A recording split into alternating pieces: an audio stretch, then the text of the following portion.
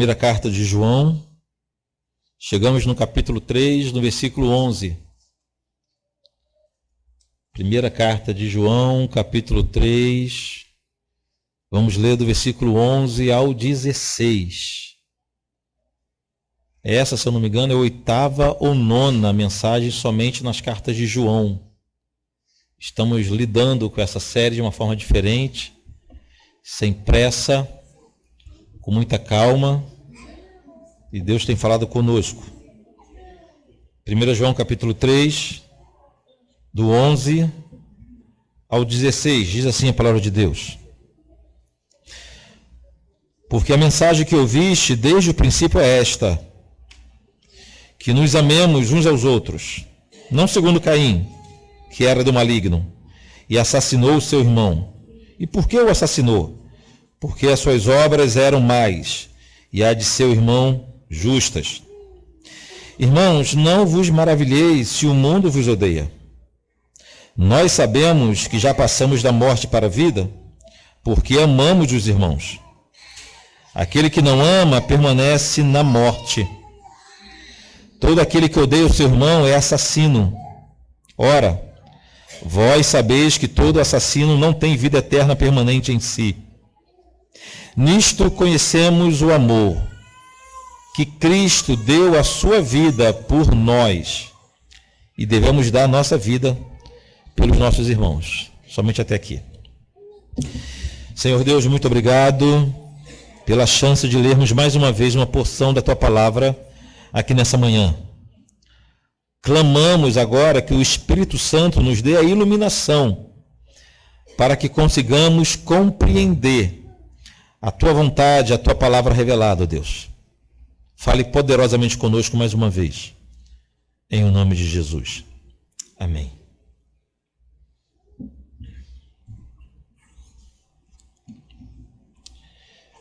Durante toda a carta de João, e nós já reparamos isso até aqui, ele vem citando traços, marcas de um verdadeiro cristão, ou como vimos semana passada, do verdadeiro Filho de Deus. Lendo a carta de João, a ideia que nós temos é que ele está fazendo um retrato falado de um verdadeiro crente. Entende que é o retrato falado, né? Está traçando as marcas, está nos dando características de um verdadeiro crente. A igreja estava sob ataque, eu já disse isso várias vezes nos dias de João, e heresias já tinham feito irmãos, membros da igreja, se desviarem da verdade. Então a ideia de João, um dos planos do apóstolo, é nos dar marcas, pistas de um verdadeiro cristão, de uma pessoa verdadeiramente regenerada.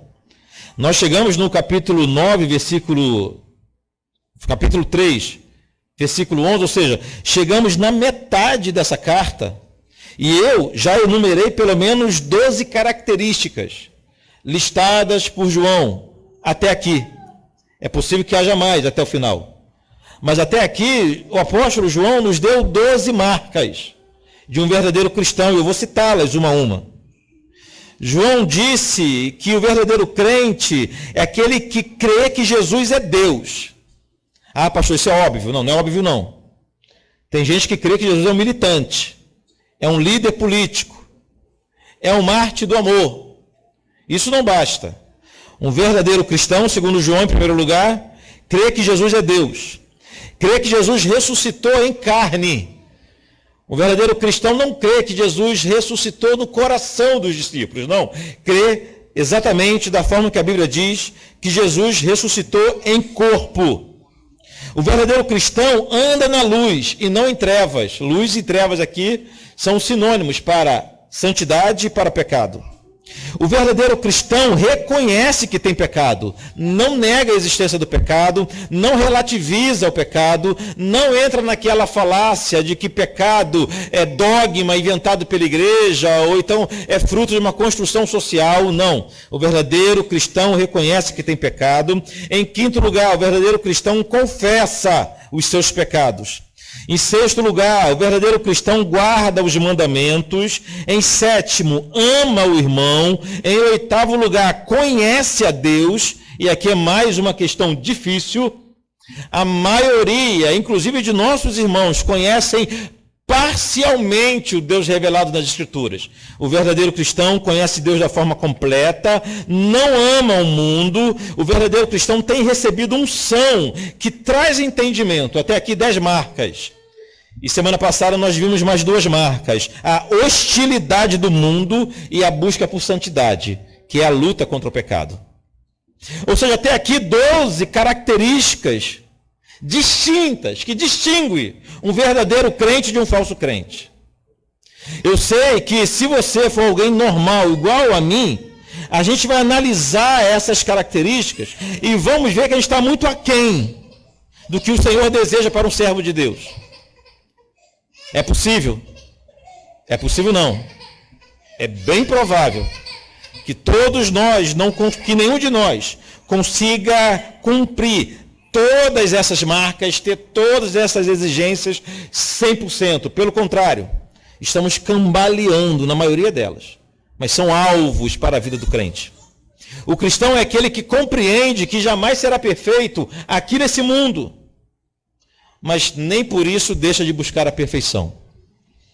A palavra do Senhor a Abraão com 75 anos de idade, aquela pessoa que achou que já tinha vivido tudo que tinha que viver, que ninguém mais tinha nada para mudar em sua vida, o Senhor chega para Abraão e fala para Abraão o seguinte: homem, anda em minha presença e seja perfeito. Uma simples proposta que é estendida a todos nós. É o Senhor falando a cada um de nós: ande em minha presença e seja perfeito. Mas pastor, eu não vou conseguir ser perfeito desse lado do céu. Eu também sei, eu também não. Mas vamos continuar perseguindo essa perfeição, um aperfeiçoamento diário. No texto de hoje, o apóstolo João volta a tratar de uma das marcas que ele já tinha falado antes. Uma das principais marcas do verdadeiro cristão, que é o amor fraternal. Então hoje, João não vai iniciar um assunto diferente. Ele já falou do amor. Já passamos pelo amor, se eu não me engano, no capítulo 2. Hoje ele volta a tratar desse assunto. Vejamos, irmãos, com muita atenção, com muita reverência, a palavra de Deus dada ao seu servo João sobre o amor fraternal. Em primeiro lugar, querido, João lembra que a partir desse momento ele não falaria nada novo. Isso ele diz aqui. A partir desse momento ele não trataria de um assunto que fosse novidade para os cristãos. João não estava inventando uma nova doutrina, mas ele passaria a tratar de um assunto tão antigo quanto a humanidade. Olha o versículo 11. Porque a mensagem que ouviste desde o princípio é esta: que nos amemos uns aos outros. Nesse ponto, quando João escreve a mensagem que ouvimos desde o princípio, está fazendo uma referência ao início da igreja, não da humanidade ainda, ao início da igreja. Ele estava se referindo aos antigos fundamentos que a igreja adquiriu através dos ensinamentos dos apóstolos e dos pastores que serviram a igreja até esse momento. Se essa carta de fato foi escrita no final da vida de João, então ele deveria estar aqui em torno de 90 anos de idade.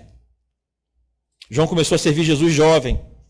Deveria ter 23, 24 anos quando começou a servir a Cristo, quando foi discípulo de Jesus. João está dizendo o seguinte: eu vou passar a falar para vocês algo que vocês já ouviram, porque nós já ensinamos a vocês.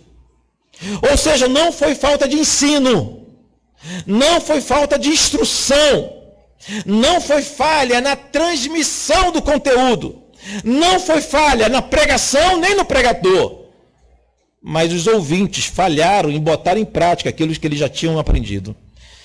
Então João se vê na necessidade de renovar, de voltar à doutrina, aos ensinamentos que eles já tinham transmitido à igreja. Não era nada de novo.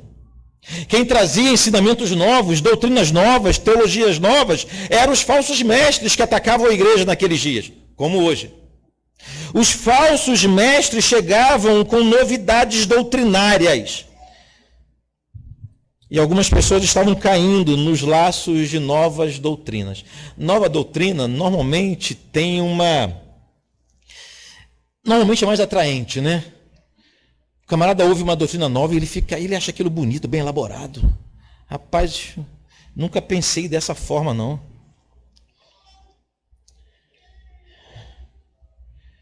João recorreu à tradição apostólica, aos fundamentos antigos, à teologia apostólica, à doutrina dos apóstolos, para afirmar a igreja. Em outras palavras, João estava dizendo assim: eu não estou inventando nada, estou apenas repetindo aquilo que os apóstolos pregam desde os primeiros dias da igreja. É isso que nós precisamos fazer. Exatamente isso que nós não somos chamados a inovar, a transformar. Não somos chamados. Somos chamados apenas para pregar com fidelidade. Lembra das palavras de Paulo aos Coríntios, quando foi tratada a ceia? Porque eu recebi do Senhor aquilo que também vos entreguei. Ou seja, os apóstolos não inventavam, não criavam. Eles transmitiam exatamente o que tinham recebido do Senhor. E por que os apóstolos tinham autoridade para doutrinar a igreja e os outros mestres não tinham? Justamente porque os apóstolos só falavam daquilo que receberam diretamente de Jesus. Preste atenção, só é apóstolo quem andou com Cristo. Por isso que não existe apóstolo hoje. Apóstolo hoje é um engodo, é falsidade. Só é apóstolo quem andou com Jesus, quem foi comissionado pelo próprio Cristo. O apóstolo Paulo encontrou Jesus no caminho de Damasco e foi comissionado pelo próprio Cristo. Esses são apóstolos. Por isso que eles tinham autoridade. Olhe bem no começo dessa carta, volta suas páginas aí, os primeiros versículos dessa primeira carta de João, capítulo 1, versículo 1, olha só o que João escreveu. Fica muito claro que a missão do apóstolo era apenas repetir o conteúdo, o ensinamento que receberam de Deus. Olha o que diz no primeiro versículo, adiante, o primeiro versículo da carta. O que era desde o princípio, o que temos ouvido, está se referindo a quem? A Jesus. O que temos visto com nossos próprios olhos, o que contemplamos e as nossas mãos apalparam com respeito ao verbo da vida, Jesus. E a vida se manifestou. E nós a temos visto, e dela damos testemunho, e vô-lo anunciamos, a vida eterna, a qual estava com o Pai, e nos foi manifestada. Versículo 3, o que temos visto e ouvido, anunciamos também a vós outros. A fidelidade do pregador, a fidelidade do apóstolo.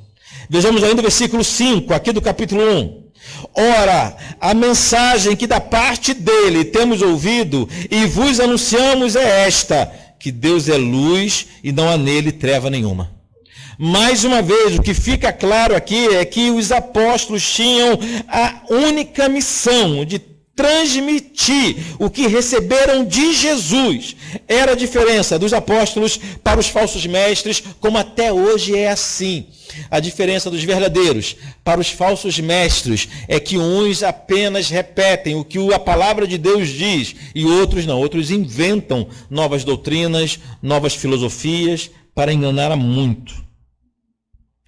Essa antiga doutrina que João se refere ou se referia aqui era a doutrina do amor entre os irmãos. Então, queridos, o amor fraternal já era algo que os apóstolos ensinavam desde o princípio. Mas eles só ensinavam sobre o amor fraternal porque eles aprenderam com o próprio Jesus. Com o próprio Jesus. Aqui mesmo, nessa primeira carta, no capítulo 2, já passamos por aqui, capítulo 2, do versículo 7 ao 11, João disse que o amor fraternal é um mandamento antigo e novo ao mesmo tempo. Lembra disso? Eu acho que foi na nossa quarta mensagem dessa série. Está disponível no YouTube. Se não tiver, fala com o Rony depois, que deveria estar. Tá lá? Capítulo 2, a partir do versículo 7, João diz que o amor, amar ao próximo, é um mandamento antigo e novo ao mesmo tempo. É antigo no sentido de que a humanidade sempre soube, antes mesmo da lei, de que um deve amar o outro. Tanto é que a gente vai ver que daqui a pouco o exemplo de quem não ama é Caim. O exemplo já estava na primeira família de gente que não ama, que não amava o irmão. Porém, nós podemos afirmar que na lei de Deus, dada a Moisés, melhor dizendo, um mandamento explícito, dizendo o seguinte: amar o seu próximo, amar Deus sobre todas as coisas e o próximo como a si mesmo. Então, nesse sentido, o mandamento do amor é um mandamento antigo. Mas João também disse no capítulo 2 que é um mandamento novo, no sentido de que em Jesus nós aprendemos a amar de forma verdadeira. Jesus, ele não deu um novo significado ao amor, não. Jesus não mudou o sentido de amor. Jesus nos mostrou o sentido de amor. Quem tinha alguma dúvida em relação ao conceito de amor, a concepção de amor, era só ver Jesus. Olhe para Jesus, olhe para a sua vida, olhe para a sua história, olhe para a história da redenção, que vai entender o que de fato é amor. Então, nesse sentido, nos dias apostólicos, o amor foi renovado. Por isso que João chama o mandamento de amar o próximo como a si mesmo, como um mandamento antigo e novo ao mesmo tempo. Mas seguindo aqui na carta, voltando para o capítulo 3, João explica como deve ser esse amor. Mas o interessante é que o ensinamento de João a respeito do amor, agora o ensinamento prático, ele nos ensina pela via negativa. Ele não nos dá um exemplo positivo, ele nos dá um exemplo negativo. João, para nos ensinar o que é amor, primeiro ele nos ensina o que não é o amor. Para nos ensinar como amar, primeiro ele nos ensina como odiar, o que é o ódio. E aqui ele cita o exemplo de de Caim, como alguém que não soube amar o seu irmão e no lugar do amor nutria ódio. Olha o versículo 12 do texto que lemos hoje. Não segundo Caim, que era do maligno e assassinou o seu irmão. E por que o assassinou? Porque as suas obras eram más e as de seu irmão justas. Irmãos, perceberam que para João o contrário de amor é ódio. Eu falei isso aqui também na nossa quarta mensagem. O contrário de amor é ódio, e ódio maligno e assassino. Preciso destacar sempre isso aqui, porque muitos de nós, de novo, eu já disse isso, mas muitos de nós, quando chega num trecho como esse da Bíblia, se consola dizendo o seguinte: eu não amo os meus irmãos, mas também não odeio, né? Eu não morro de amores por meus irmãos, mas também eu não sinto ódio por ninguém. Com certeza, a maioria de nós já pensou, se não pensa assim. Mas qual é o problema? O problema é que, segundo a Bíblia, não há uma outra opção. Ou se ama ou se odeia. Ou é amor ou é ódio. Uma frase atribuída a vários escritores diferentes diz que o oposto do amor não é ódio, mas indiferença. Segundo a Bíblia, essa frase está falsa ou mal compreendida. Porque, irmão, segundo a palavra de Deus, que não erra, o contrário de amor é sim ódio. Porém, o mais assustador é que não existe uma terceira opção. Não existe a coluna do meio, um campo neutro nesse assunto.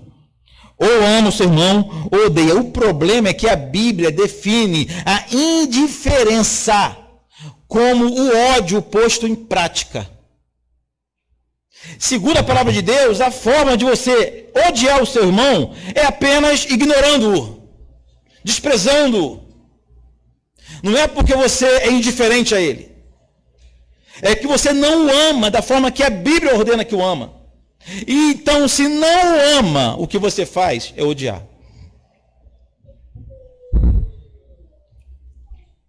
Ah, pastor, não odeio não, odeia sim. Odeia sim. E o seu ódio é materializado na indiferença.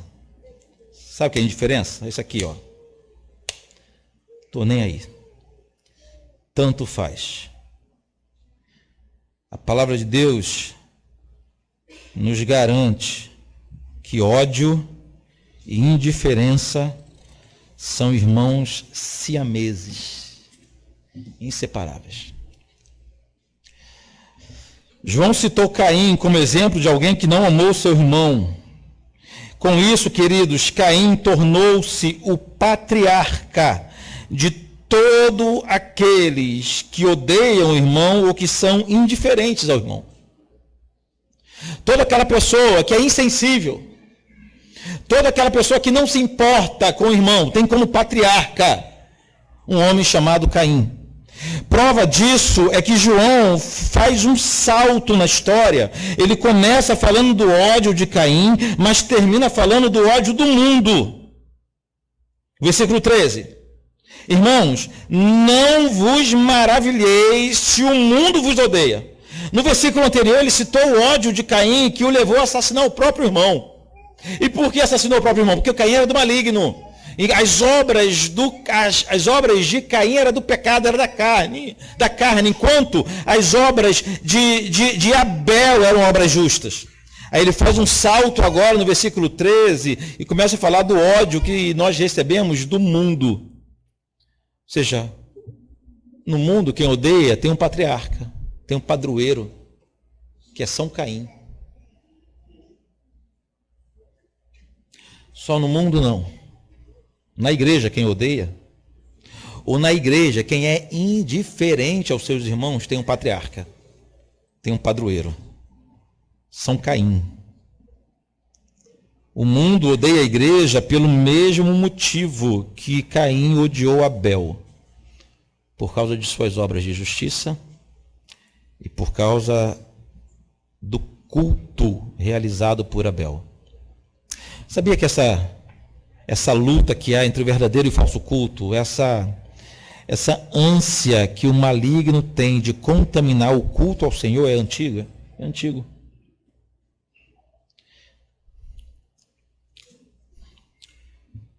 O que os opositores da igreja mais têm vontade e ímpeto de fazer é tocar no culto, é mexer no culto. Já repararam isso?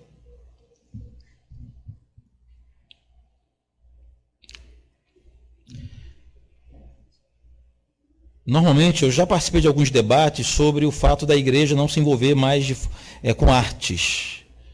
Incentivar a produção artística, né? Arte mesmo, um quadro, uma música, uma dança, expressões artísticas. E a gente sabe que a igreja pode incentivar expressões artísticas. Não foi o diabo que inventou a arte. Não foi. Tudo que é de bom vem do Pai das luzes. Não foi o diabo que inventou. Não é o diabo que dota pessoas com capacidades para pintar, para compor, para dançar. Não é o diabo. Mas normalmente quando o pessoal levanta essa bandeira da igreja se envolver mais com arte, está falando do culto. Está falando de dançar no culto. Eu vi isso há pouco tempo, numa igreja aqui próxima nossa, o pastor pregando e a irmã pintando um quadro atrás. Está pintando um quadro. A ânsia é contaminar o culto. E o culto, que deve ser somente com louvores, cânticos e orações, tem tudo quanto é outra manifestação dentro do culto. Tem dança, tem teatro. Qual é o problema do teatro? É pecado fazer teatro? Obviamente que não. Peça teatral? Obviamente que não. Não no culto. Mas o que todo mundo quer é mexer no culto. Essa briga, essa luta do verdadeiro e do falso culto começou em Caim e Abel. Caim olhou que o culto do seu irmão foi recebido por Deus, enquanto o dele não foi. Aí o que ele fez? Por causa do culto. Foi lá e matou o seu irmão. Matou o seu irmão por causa da adoração dele que foi recebida. Mas isso aqui é apenas um parênteses que eu abro hoje.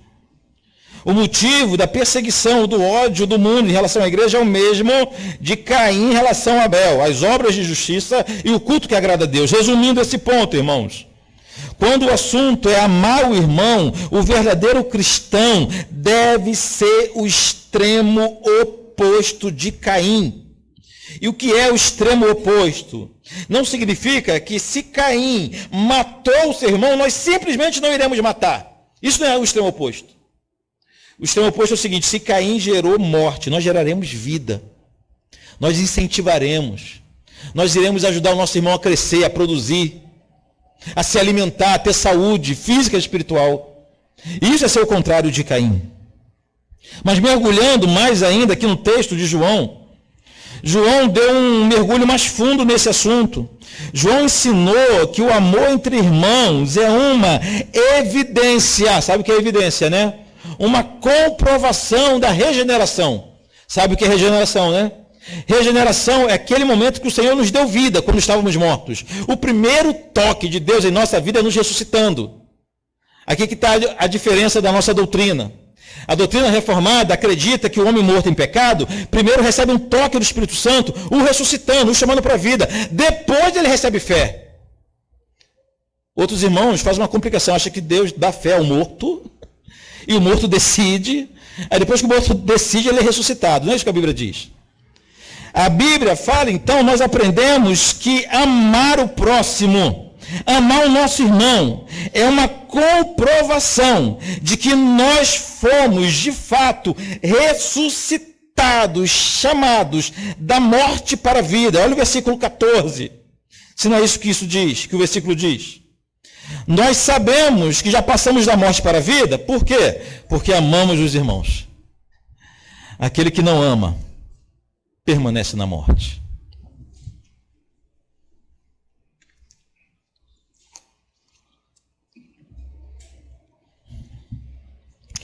Essa afirmação de João é muito séria. João, o apóstolo do amor, defende a ideia de que a falta de amor fraternal é uma evidência da falta de conversão. João está afirmando que o crente prova que nasceu de novo amando seus irmãos. O que concluímos é que somente através de uma verdadeira conversão que o homem pode amar de forma verdadeira. Somente através de uma conversão genuína. Preste atenção. O amor verdadeiro entre irmãos não pode ser gerado com frases de incentivo. O amor verdadeiro na igreja não pode ser gerado com dinâmica de grupo, nem com frases de efeito, nem com terapia. O amor verdadeiro entre irmãos só pode ser fruto do novo nascimento em Jesus.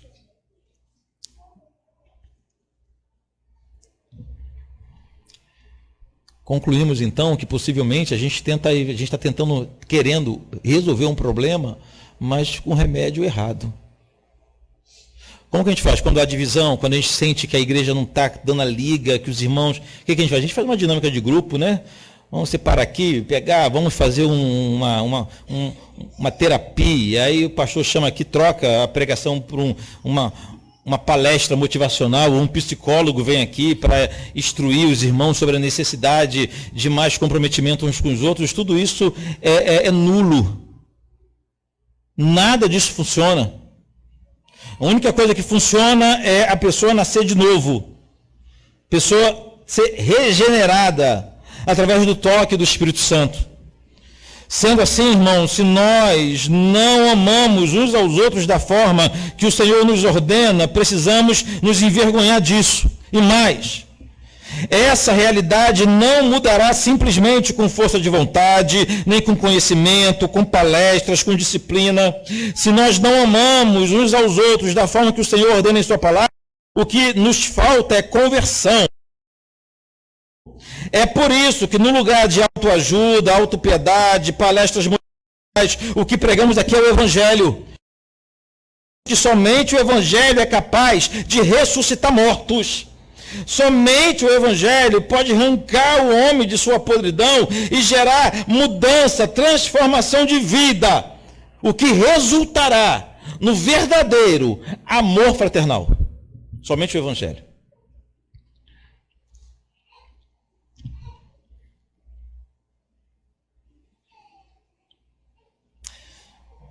João finaliza esse ponto fazendo uma transição agora de Caim para Jesus. Começou pela via negativa, não é verdade? Dando um mau exemplo ou o exemplo do que não é o amor. E termina citando Jesus. Caim é o patriarca de todos os que odeiam os irmãos. Mas Jesus é a expressão máxima do amor. Jesus une a igreja. É em torno de Cristo que a igreja está reunida. Ele é a aliança que nos une. Ele é o elo que nos mantém juntos uns dos outros. Como diz um hino antigo que cantaremos ainda hoje, ele é o imã que nos atrai. O extremo oposto, de forma perfeita, a Caim é Jesus. Olha o versículo 16. Nisto conhecemos o amor. Como conhecemos o amor? Que Cristo deu a sua vida por nós e devemos dar a nossa vida pelos irmãos. Só isso. O que eu devo fazer pelo meu irmão? Devo dar um pão para ele? Devo contribuir numa cesta básica? Devo dar carona? Devo dar um teto? Você deve dar a sua vida. Você deve dar a sua vida para o teu irmão. Viver para ele, viver por ele. Nesse ponto, João, o apóstolo do amor, está afirmando que só conhecemos a obra de Jesus, ou só conhecendo a obra de Jesus é que podemos saber o que é amor. O amor de Jesus não é um amor invisível. O amor de Jesus pode ser visto. O amor de Jesus pode ser contemplado na forma abnegada que ele se entregou na cruz. É esse tipo de amor que também devemos ter. João está dizendo o seguinte: não adianta a gente simplesmente dizer que amamos. Nosso amor não pode ser apenas de palavra. Eu não posso chegar aqui para os irmãos e falar o seguinte: irmãos, eu amo todos vocês. Mas sabe, é um amor, sabe aquele negócio do coração? É aquele negócio, ó, eu amo muito. Ninguém percebe, né? Ninguém percebe que eu os amo, mas porque é do coração interno. Eu sei quanto eu amo vocês. Eu oro por vocês todo dia, eu penso em vocês o tempo todo, e alguém vai ficar olhando para mim, esperando algum ato, alguma ação concreta, visível, de alguém que diz que ama. Olhemos para o exemplo do próprio Deus eterno. O texto, Jesus diz que Deus tanto amou ao mundo, que o que Deus fez? Ficou sentado lá amando o mundo, admirando? Tanto amou o mundo que deu o seu único filho. Há uma ação concreta, visível, que todo mundo pode testemunhar aquele amor. Com o cristão não pode ser diferente. O amor não pode ser apenas interno, abstrato e visível. Para o cristão, para aquele que já passou da morte para a vida, o amor não é somente uma sensação no coração. Não é apenas uma forte afeição por outra pessoa que ocorre em nosso interior. Não, para o cristão, o amor inicia-se com um novo nascimento, é pessoal, íntimo, mas extravasa em gestos de abnegação, extravasa em boas obras. Assim é o amor para o cristão. Os cristãos o cristão de verdade, melhor dizendo, vive mais para seu irmão do que para si mesmo, como Jesus. Eu vou repetir. Os cristãos de verdade vivem mais para seus irmãos do que para si mesmo, como Jesus. Eu entendo porque não há nenhum amém nesse momento, né? Somente para você refletir. Somente para refletir.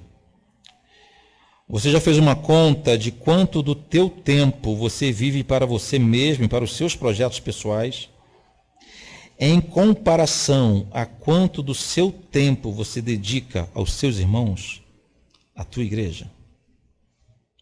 O resultado é vergonhoso. O resultado é uma vergonha.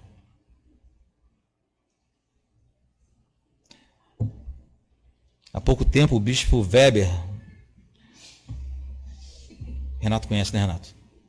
Da Igreja de Nova Vida, em Duque de Caxias, ele nos lembrou que na igreja primitiva os irmãos se reuniam, sabe de quanto em quanto tempo? Todos os dias. Todos os dias se reuniam de casa em casa. Ah, pastor, ninguém trabalhava? Todo mundo trabalhava. E uma escala de trabalho bem pior do que a nossa. Não tinha CLT, não tinha nada disso.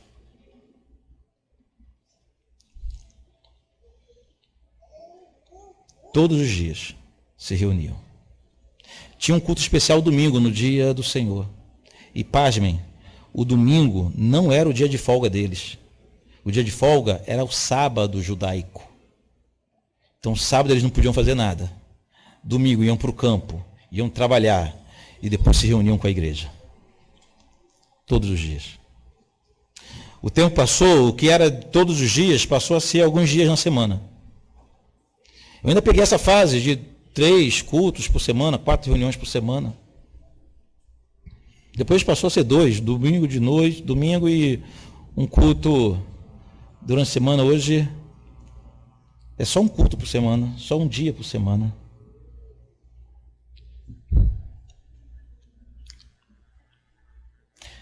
E o problema não é a regularidade de nossa frequência aos cultos ou o período de nossos cultos. O problema não é esse. O problema é como a gente consegue viver desconectado da igreja 7 dias. Só mensagenzinha de WhatsApp que nos engana achando que a gente tem contato com a igreja, não tem. Comunhão, frequentar um a vida do outro, um a casa do outro. Parece grego, parece que eu estou falando grego quando eu falo isso. A forma como nós nos dedicamos aos nossos projetos pessoais é magnífica. E que o Senhor te abençoe nisso, e você permaneça nos seus projetos, e que Ele abra as portas, te dê força e capacidade. Mas a forma como nós nos envolvemos, servimos os nossos irmãos, é vergonhosa demais. É muito vergonhosa. É muito desproporcional.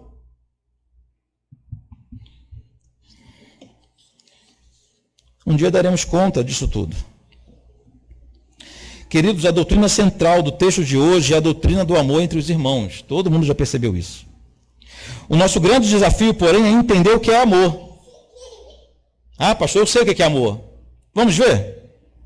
Nós temos uma dificuldade em entender o que é amor. Eu digo isso porque eu chamo isso de grande desafio, porque me parece que há uma confusão no entendimento sobre amor. Preste atenção. Preste atenção. Todo mundo fala de amor. A igreja fala de amor, o evangelho fala de amor, pregadores falam de amor, músicas seculares falam de amor, músicas cristãs falam de amor, poetas falam de amor, novelas falam de amor, ateus falam de amor, músicas imorais falam de amor, gente profana, obscena, falam de amor também. A pergunta que eu faço é o seguinte: será que todas essas pessoas, quando falam de amor, estão se referindo à mesma coisa? Será que quando Vinícius de Moraes fala de amor, e quando o salmista Davi fala de amor, estão se referindo à mesma coisa? Será que quando a Bíblia fala de amor, e quando os Beatles cantavam sobre amor, estavam se referindo à mesma coisa? Será que quando a Bíblia fala de amor, e quando Djavan fala de amor, é da mesma coisa que estão falando? Mais que isso, será que quando Jesus fala de amor, e quando Mahatma Gandhi fala de amor, estão falando da mesma coisa? A gente vive como se fosse a mesma coisa. Para o mundo é a mesma coisa. E a gente quer dar ao mundo a forma de amor que eles entendem. Não pode ser. A resposta é um sonoro e eloquente não, irmãos. Não são a mesma coisa e não podem ser. O que o mundo chama de amor, o que a sociedade chama de amor, o que artistas, filósofos, poetas chamam de amor é algo completamente estranho ao reino de Deus. Prova disso é que, por causa desse sentimento que eles chamam de amor, preste atenção, filhos não podem ser mais disciplinados. Animais tomam o lugar de ser humano dentro de casa. Criminosos viram vítima da sociedade. A imoralidade é incentivada. A perversão é tolerada. Tudo em nome do amor. Não é verdade? Em nome do amor. Mais amor e menos ódio. O que disseram, por exemplo, quando um criminoso foi eleito presidente da nossa nação? o amor venceu. Nós não podemos estar falando a mesma coisa. Não pode ser a mesma coisa. O pastor John MacArthur, um dos homens que mais admiro, escreveu o seguinte, citando uma frase de Beatles: tudo o que você precisa é de amor. Assim cantavam os Beatles. Se eles estivessem cantando sobre o amor de Deus, a frase revelaria uma certa verdade. Mas aquilo que a cultura popular diz ser amor, não se trata, na verdade, de um amor autêntico. É antes uma verdadeira fraude. Longe de ser tudo o que se precisa, é algo que se deve ser evitado a todo custo. Escrevendo aos Efésios, irmãos, apóstolo Paulo ele fez uma distinção também entre essas duas coisas, entre a forma de vida do cristão, que é andar em amor, e a forma de vida do mundo. Para a Bíblia, não tem como conciliar as práticas pecaminosas de uma sociedade perversa ao amor cristão. Não tem como. Eu vou ler para os irmãos, Efésios 5. Esse texto eu trouxe na versão revista e corrigida. Efésios 5, do 1 ao 3. Olha o que diz. Sede, pois, imitadores de Deus como filhos amados. Andai em amor. Está falando dos crentes. Andai em amor, como também Cristo vos amou e a si mesmo se entregou por nós. Coincidiu muito com o que nós aprendemos de João, né? Em oferta e sacrifícios a Deus, em cheiro suave. Isso falando dos crentes, mas quando ele vira a página, ele diz assim, ó, mas a prostituição e toda impureza ou avareza nem ainda se nomeie entre vós, como convém os santos. Para o apóstolo Paulo, uma coisa é andar em amor, outra coisa é viver com prostituição, impureza, avareza. Para o apóstolo Paulo, para a Bíblia Sagrada, e nós concordamos, obviamente, nos submetemos a isso, não há como conciliar amor e imoralidade. Imoralidade. Amor e perversão. Amor e desobediência a Deus. Amor e avareza. Sabe o que é avareza? Não tem como conciliar amor e avareza. O mundo junta tudo isso num pacote só. O adultério acontece por causa do amor. O cara ama. Ele adulterou. A pessoa é livre para se relacionar com quem ela quiser, com o tipo de ser humano que ela quiser, porque por causa do amor.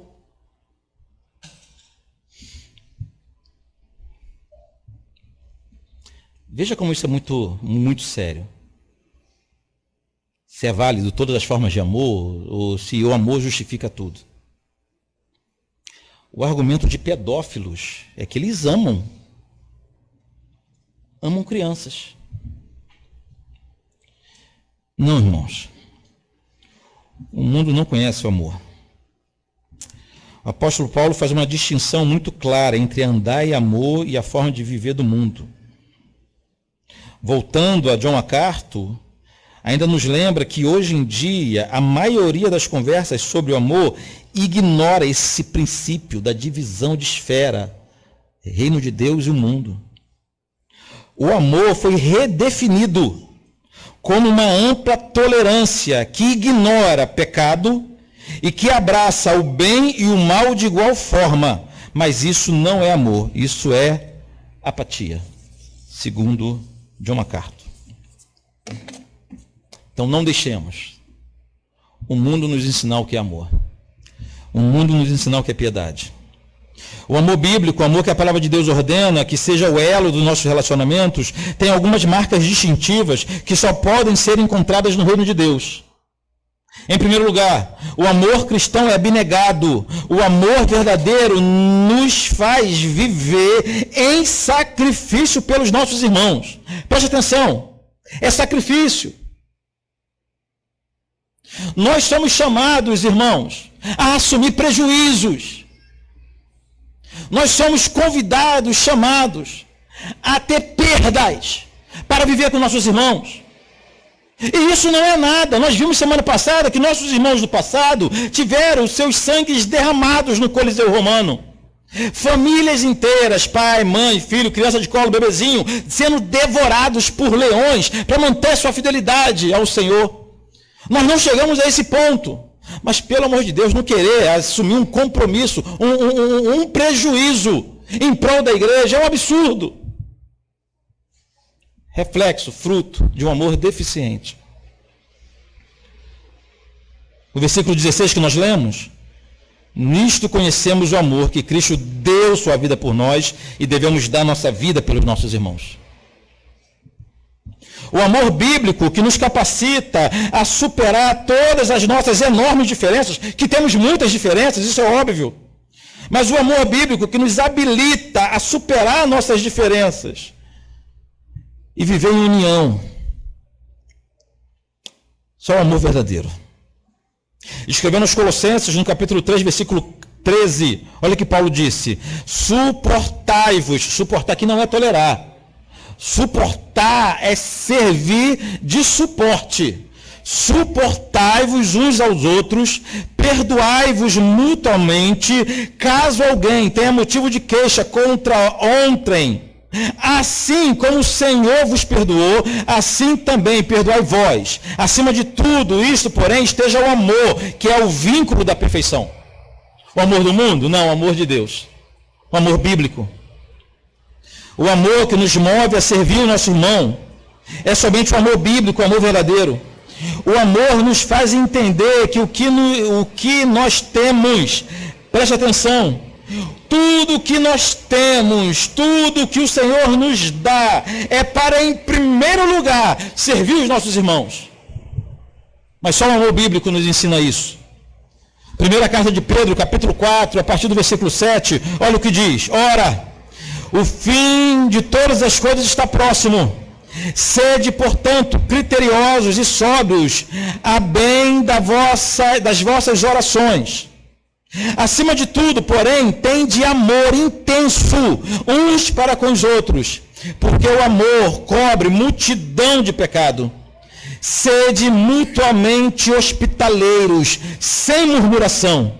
Servi uns aos outros, cada um conforme o dom que recebeu, como bons despenseiros da multiforme graça de Deus. Adorei esse final da frase de Paulo.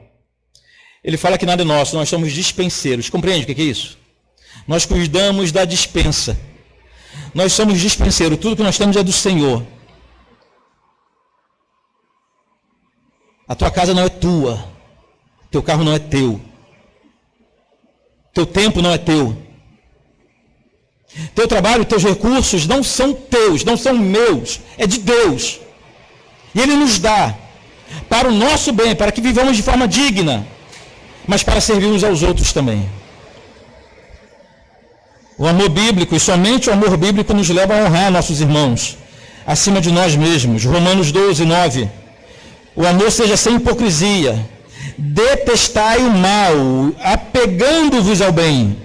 Amai-vos cordialmente uns aos outros, com amor fraternal, preferindo em honra os outros. Esse é o amor cristão, que dá o melhor lugar para o irmão, que cede a primeira vez, cede o lanche, cede a comida, que se importa com o outro antes de se importar consigo próprio. É o amor cristão. A grande questão, e para mim a mais séria, é que somente amando verdadeiramente uns aos outros, que seremos reconhecidos como povo de Deus. Sem amor bíblico, verdadeiro e correto, nós não passamos de um ajuntamento. Somos só um ajuntamento. Nada difere a igreja de um clube social sem amor. Nada difere a igreja de um partido político sem amor. Nada difere a igreja de uma facção criminosa. Às vezes há muito mais fidelidade, cumplicidade entre bandidos de uma facção criminosa. Se a igreja não exerce o amor dessa forma, ela não é reconhecida pelos de fora como sendo filhos de Deus. Quem disse isso foi Jesus. João capítulo 13, versículo 35. Nisto conhecerão todos que sois meus discípulos, se tiverdes amor uns para com os outros. Eu preciso finalizar. E para finalizar hoje, eu vou finalizar diferente a nossa aplicação. Eu vou usar como aplicação 2 trechos do Pacto de Comunhão Batista. O que é isso? Os batistas já aí sabem, né? Pacto de Comunhão é um documento que se assina quando a gente é batizado. Era um documento que se assinava quando se batizava um crente na Igreja Batista. Ele assinava um pacto de comunhão. Tivemos batismo e no verso do certificado de batismo tem um pacto de comunhão. Estamos fazendo discipulado e a última aula do discipulado, a Eclesiologia Batista, eu mostro parte da nossa confissão de fé e o pacto de comunhão. É um documento que nós assinamos e iremos assinar quando nos organizarmos como igreja. Assim, quando nós formos nos organizar como igreja, vamos separar aqueles que querem ser membros efetivos da igreja, e os membros efetivos assinarão o pacto de comunhão. Eu vou ler apenas 2 parágrafos desse pacto, só 2, olha o que diz. Comprometemo-nos auxiliado pelo Espírito Santo, a andar sempre unidos no amor cristão, trabalhar para que esta igreja cresça no conhecimento da palavra, na santidade, no conforto mútuo e na espiritualidade. Manter os seus cultos, suas doutrinas, suas ordenanças e disciplinas. Contribuir liberalmente para o sustento do ministério, para as despesas da igreja, para o auxílio dos pobres e para a propagação do evangelho em todas as nações. Segundo parágrafo. Além disso, comprometemo-nos a ter cuidado uns dos outros e a lembrarmos-nos uns dos outros nas orações, a ajudar mutuamente nas enfermidades e necessidades, cultivar relações francas e a delicadeza no trato, estar prontos a perdoar as ofensas, buscando, quando possível, a paz com todos os homens. É o pacto de comunhão da Igreja Batista, a parte dele. A gente vai avançando na carta de João, e como ele está falando de características do cristão, aparentemente ele está jogando o nível lá para cima, né? E a gente fica como que tateando, tentando alcançar, tentando cumprir alguma dessas exigências, mas só pela graça de Deus. Só pela graça de Deus. Quero fazer uma com você que sabe, se te dá uma nota, a nota seria 0.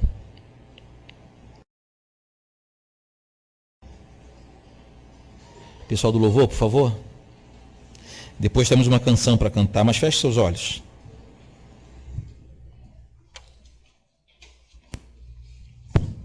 Feche seus olhos, curve sua cabeça. Fale com Deus. Se não quiser falar com palavras audíveis, pode falar em pensamento, que Ele ouve sua oração.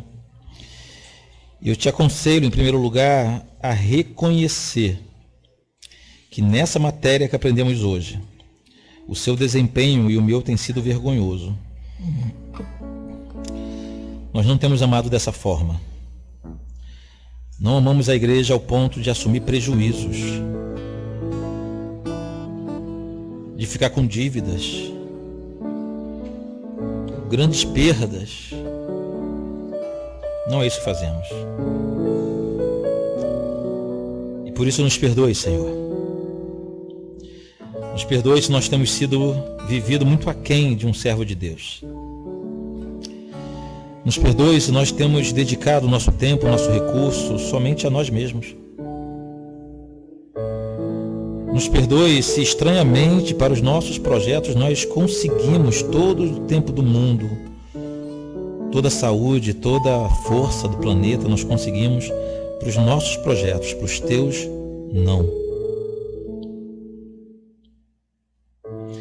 Nos perdoe porque nós temos sido mais comparáveis ao servo infiel, que enterrou os talentos recebidos do seu Senhor. Pai amado, nós sabemos o que espera o servo infiel. Tenha misericórdia de nós. A única oração que eu posso fazer, Senhor, é que o Senhor aqueça o nosso coração. Que haja um avivamento pessoal na minha vida e na vida dos meus irmãos, nos levando a nos comprometermos mais com os outros do que com nós mesmos,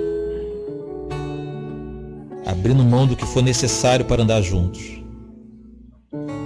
arcando com os prejuízos que forem necessários para caminharmos juntos.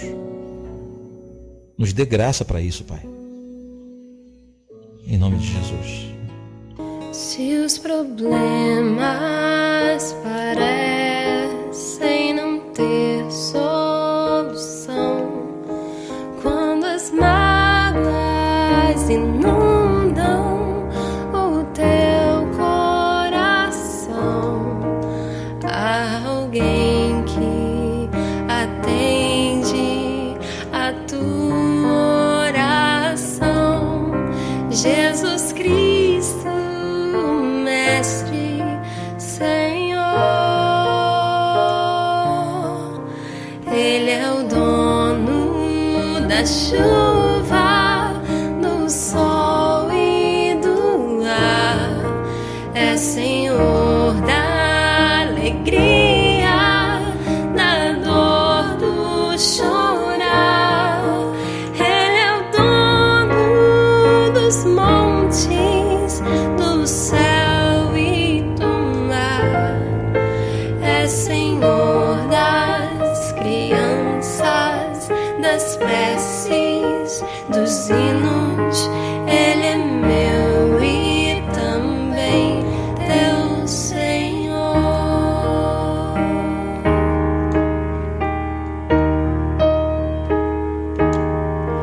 Ele é o caminho, a verdade, a luz.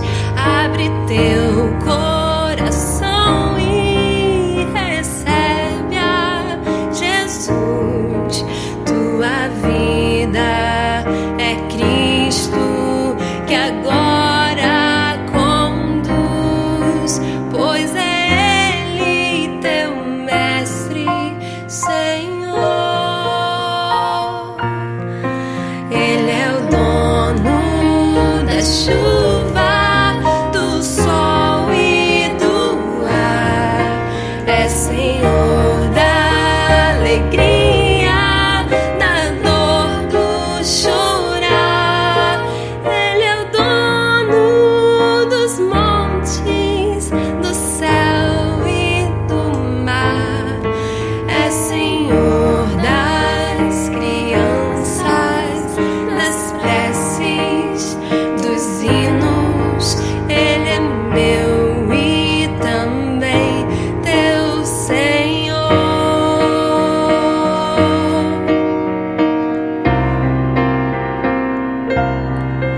Como é bom caminhar nesta luz, nesta paz. Ele vive pra sempre, Ele me satisfaz. Eu sou dele, a vida que Ele me traz é segura, pois Ele é Senhor. Ele é dono da chuva, do sol e do ar, é Senhor da alegria,